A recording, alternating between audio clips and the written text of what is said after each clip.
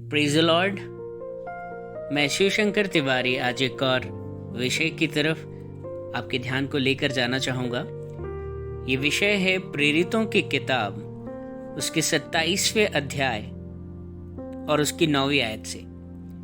यहाँ पर इस प्रकार से लिखा है, जब बहुत दिन बीत गए और जल यात्रा में जोखिम इसीलिए होता था कि उपवास के दिन बीत चुके थे।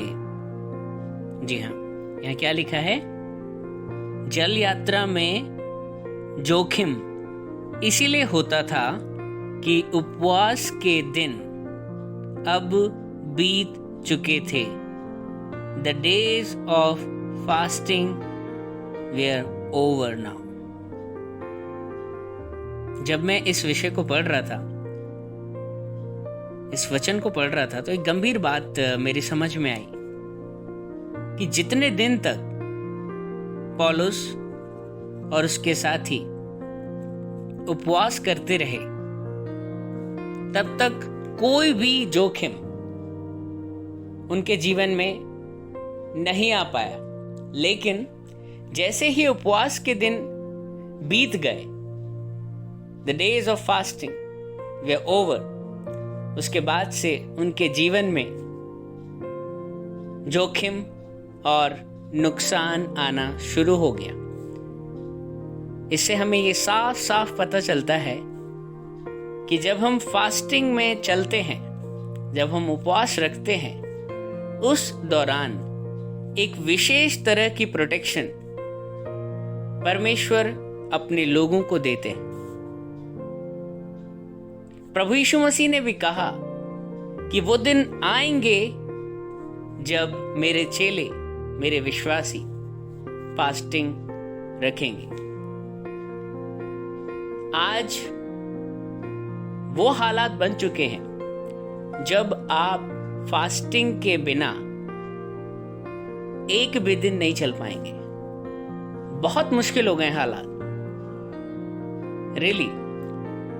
And if you want to overcome, if you want to live a victorious life, आप चाहते हैं कि अंधकार की शक्तियां आप पर प्रबल ना होने पाए, तो उपवास आपकी जीवन शैली का एक अभिन्न अंग बन जाना चाहिए। और मैंने स्वयं इस बात को देखा है। मैं अगर अपने जीवन के कुछ कड़वे अनुभवों की बात करूं, जहां मुझे स्ट्रगल करना पड़ा, वो वही दिन थे जब मैं फास्टिंग में कहीं ना कहीं वीक हुआ था। लेकिन जब मुझे फास्टिंग के इंपॉर्टेंस के बारे में पता चला, तो परमेश्वर ने अनुग्रह दिया कि मैं फिर से खड़ा हो सका और एक उपवास और प्रार्थना का जीवन बिताने के लिए कहीं ना कहीं अपने आप को तैयार कर पाया। जब तक आप उपवास करते रहते हैं, विश्वास मानिए, अगर आपकी लाइफस्टाइल में है, तो शैतान का कोई भी षड्यंत्र, उसकी कोई भी कॉन्स्पिरेसी आपके अगेंस्ट सफल नहीं होने पाएगी। बाइबल में लिखा है कि तुम्हारे विरुद्ध एक भी शस्त्र जो शैतान ने बनाया है वो सफल नहीं होने पाएगा। लेकिन कैसे सफल नहीं होने पाएगा? जब हमारे चारों ओर उपवास और प्रार्थना के द्वारा एक सुरक्षा कवच मौजूद हो। उसके लिए हमें निरंतर उपवास करना है।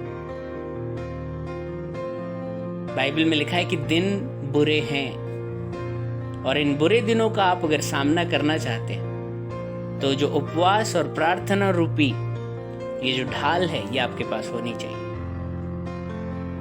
प्रभु यीशु मसीह आपको इन वचनों के द्वारा आशीषित करे। Praise the Lord.